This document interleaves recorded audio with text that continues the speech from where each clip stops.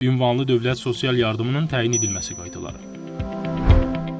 Az təminatlı şəxs kimi ünvanlı sosial yardım almaq istəyirsiniz? Elə isə diqqətiniz bizdə olsun.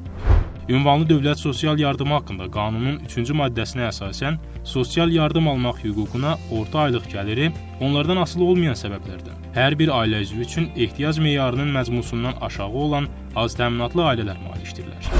Bu hüquq yarandıqda vətəndaşdan tələb edilən sənədlər hansılardır? Ailəni təmsil edən yetkinlik yaşına çatmış şəxs sosial yardımın alınması üçün müraciət edə bilər. Bu barədə ərizə vətəndaşın yaşayış yeri üzrə müvafiq dövlət qurumunun ailə tərkibi haqqında arayışına əsasən notarius tərəfindən təsdiq edilir.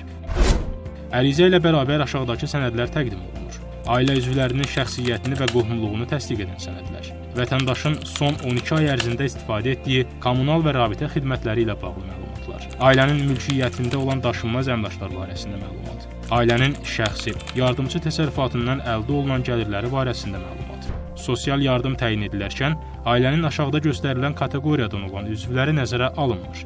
Tam dövlət təminatında olan, müddətli həqiqi hərbi xidmət keçən, cəza çəkmə müəssisələrində cəza çəkən, axtarışda olan şəxslər, Azərbaycan Respublikasının ərazisində yaşamayan, Azərbaycan Respublikasının vətəndaşları, həmçinin əcnəbilər, Azərbaycan Respublikasının ərazisində daimi yaşayanlar istisna olmaqla.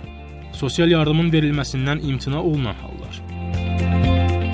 Ərizə bəyannamədə qeyd edilmiş məlumatların yoxlanılması zamanı məlumatlarda uyğunsuzluq aşkar olunduqda, müraciətdən əvvəlki müvafiq dövr ərzində ailənin orta aylıq gəliri hər bir ailə üzvü üçün ehtiyac meyarının məzmusuna bərabər və ya ondan yuxarı olduqda, sosial yardım üçün müraciətdən əvvəlki ardıcıl gələn 12 ay ərzində ölkə üzrə təsdiq edilmiş yaşayış minimumunun 12 mislindən çox məbləğdə alqı-satqı etdikdə, ailənin mülkiyyətində və ya istifadəsində nəqliyyat vasitəsi olduqda, dövlət tərəfindən reabilitasiya məqsədləri üçün verilmiş nəqliyyat vasitələri istisna olmaqla, ailənin əmək qabiliyyətli işləməyən üzvü Nazirliyin tabeliyində Dövlət Məşğulluq Agentliyinin struktur bölməsi tərəfindən təklif olunmuş 2 münasib işdən imtina etdikdə, ailənin adam başına düşən kommunal və rabitə xərclərinin cəminin orta aylıq məbləği ölkə üzrə təsdiq olunmuş yaşayış minimumunun 15%-nə bərabər və ya ondan yuxarı olduqda, ailənin mülkiyyətində müxtəlif ünvanda 2 və daha çox eyni təyinatlı daşınmaz əmlak olduqda.